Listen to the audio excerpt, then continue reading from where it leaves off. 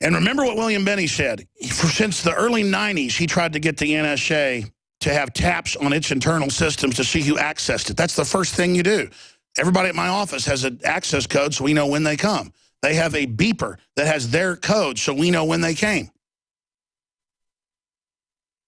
That's not a police state. It's our internal operation. It's our internal security. That's good, where everybody takes care of their security.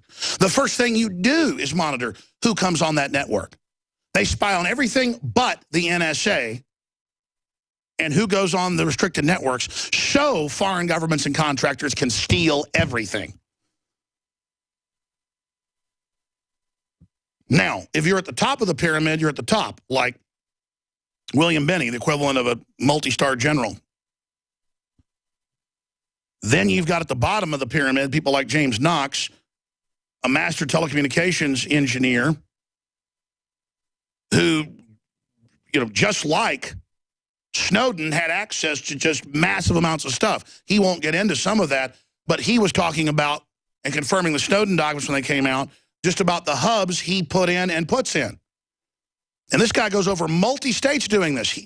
So see, the bottom of the pyramid is the top of the pyramid, and vice versa. Police are the top of the pyramid, even though they're the bottom of the pyramid, because you're there where the rubber meets the road. And you'll also go through the hell of these policies if they go through. James Knox is in 1984, joined the U.S. Army as part of the last class of 26 Vs. He was honorably discharged. In 1990, he worked as an assistant ComSec custodian, ran ARFCOs, Lethal Force Authorization Transport of Theater, KEMAT, repaired and maintained TS Communications Center and equipment, performed destruction duties, Tempest certification. After discharge, he joined the commercial market, providing turnkey communications networks and maintenance throughout the United States. And so part of that was putting in the NSA snoop hubs, because that's what goes in everything, folks. He holds multiple certifications, DC to daylight. He likes to say he has done networks encompassing wireline to microwave to fiber optics to both commercial and government clients. And it was guys like him, and even more high level, who told me, no, your cable box listens to you. No, everything has spy hubs. Everything has takeover boxes. And then they would show me the documents. And we're going to skip this network break so we have plenty of time to talk to him. Only break I'm skipping today, folks. And I haven't been plugging today, so support us at InfoWarsStore.com. But YouTube.com/James Knox Dark Commo, Twitter, Dark Commo. And he joins us right now. James, I want to get into Benny first, and then I want to get into this Russia situation, because I promised, and I want to get your take on it as well. But first off, what do you make of the massive acceleration of 10-state open infiltration takeover drills, and then now they're huge psyops saying it's for overseas when their own documents admit it's for domestic operations, and then we have legions of other documents admitting that it's exponentially going up. They say in the Houston Chronicle and in all these other publications that Jones has been warning about this for decades. It never happens. Hasn't the takeover pretty much happened, James? Yeah, and from my point of view, I've always seen it that nobody really understands that since 9/11, we've been under a state of emergency, which invoked continuity of government to some unknown stage. So those things are going on.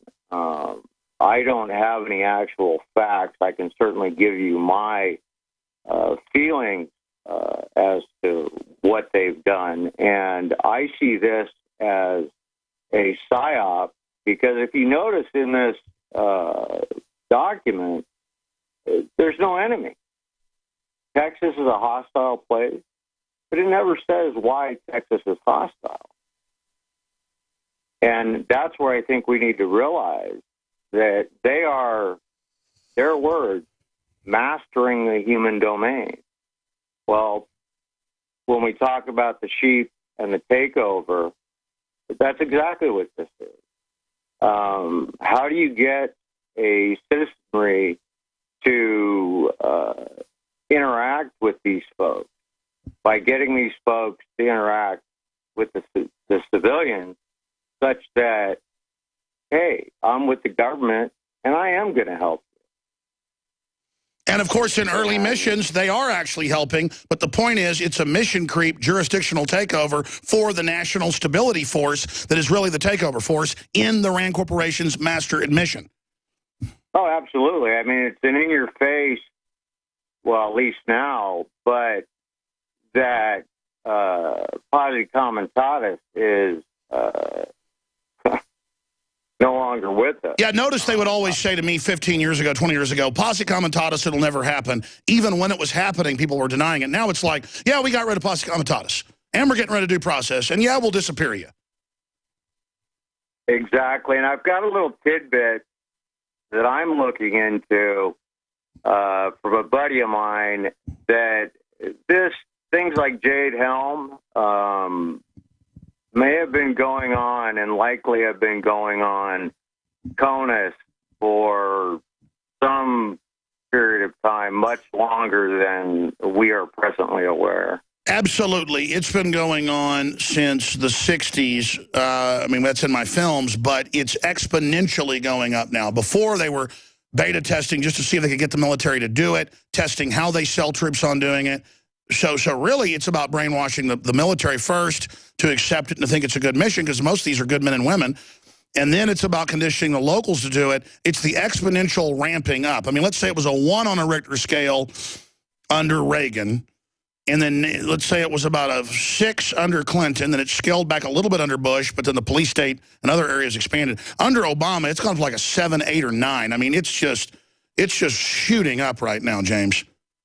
Oh, I would absolutely agree, and I think it's the fact that I was kind of alluding to the Tier 1 architecture being involved. Yeah, let's get into NSA. You really liked the William Binney NSA technical director interview last week and contacted us, and I was really happy to get you on the show because I was already wanting to. Give us your take on that interview from the top view and then from the ground view where you're at. Well, William Binney, I have nothing but respect for that man and think he's a hero. He exposed, the way I see Binney, I think he was involved in Carnivore. To what extent, I'm not sure. He told me at dinner, he said, I don't like to brag, but I basically directed the building all of it. He said, the infrastructure I designed. And he doesn't like to brag, but the guy's a master genius. Oh, affirmative. So I think Thin Thread then was a device to basically get around the objections of the congressional hearings of the Carnivore device, which then basically utilizing CALEA and that access that had been put in place by Brother Bill, Slick Willie,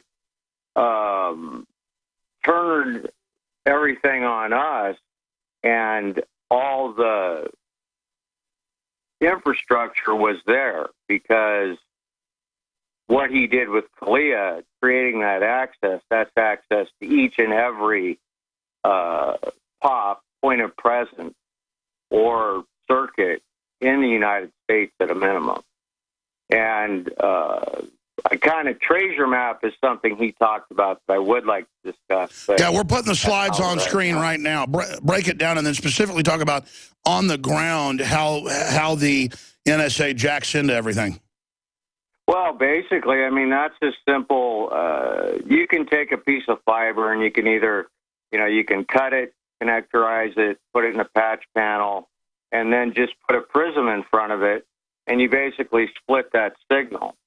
And then account for the minor loss of that splitter. And then you run fiber over to the NSA collection point, or that point of presence, and then the natural traffic flow just continues through. It is absolutely, you can't see it. That's why I said there's no solution for it, because, and that was the complaint about Carnivore. What they're doing is they're just slurping everything in and telling you that, hey, I'll filter it, trust us, we're not going to look at that stuff. And now we see that what has happened. And that gets into treasure map. And that literally scares me to death. And I can get into that. But yes, break down treasure map. Happened. Break down treasure map. Now, if we look at all those access points that you had just had up, you can figure those are places that's happening, that data is being slurped up, and all of it. Think of it like the entire mission bit stream, which is going to be everything, to include the metadata, the unused portion, just that whole piece of fiber.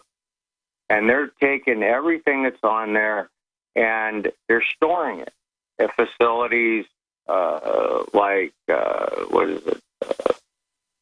Something Bluff in Utah.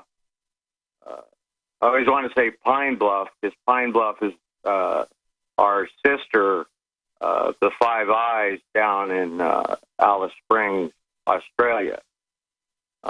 If you look at Fort Meade, basically Alice Springs is much like that. And then you have other Five Eyes areas that are those things. Matter of fact, my grandfather was the one that built the CONUS bases for those satellite dishes for that network. And it was actually Echelon at that time, and that's not, that's no longer classified. But in talking about Echelon, that's a system based on keywords. And that's a good way, that, as William Binney said, creates a target-rich environment, where if you're slurping everything in, you have just this mad amount of data that you then have to try to decipher and figure out what is, And there's a lot of points here. Number one, we're just calmly talking about the fact that they're listening and recording and saving basically everything. It's totally illegal. They admit that our internet is a lot slower because they are slurping it. It costs hundreds of billions of dollars to do this every few years. It is converting our economy into the watchers and the watched. And they've been caught and aren't in trouble. And then major corporations are all basically surveilling people as well and selling the data. And then gaming economies with the information. So many people, and what do you say to this, James Knox? So many people say, if you have nothing to hide, what's the problem? Well, you see people that put what they get for Christmas and that they're going out of town on Facebook, and then they get robbed because the thieves use that intel. You lock your door not because you're a bad person at night, but because it's just another measure of security. And it's like saying you shouldn't lock your door, or you're a criminal, or you shouldn't lower your blinds. I lower the blinds because I want to sleep past 6:30. It's this mental illness. How have we gotten this far? Liberalism, collectivism, there's communism, but I would diverge into something else there. To me, how have we got here? It's a psyop. People have been led to believe that all these things are good. They make your life easier. It's really been fed to us on a platter of convenience, and everybody was so sure that it couldn't happen here. And with what you just said, it doesn't say any of that in the Constitution. The Constitution basically says the opposite. It says, you know what? It's none of your business. If I want to stand on top of Half Dome in Yosemite and make gurgling sounds and talk to the clouds and act like a fruitcake, I can do that. Why? It doesn't matter. It's nobody's business. That's America. If I want to be a, whatever religion, it's none of their business. Let's come back and talk about this and talk about what Benny kept hammering. I want to get your take on this, that no one's allowed to see who goes on the NSA network. That must totally open it up then to infiltration and hackers. That is the most insane thing, because obviously the insiders don't want people knowing what they're doing. So the criminals can get away with this. They've left us wide open. It's the perfect plan to destroy us, in my view. Stay with us. We're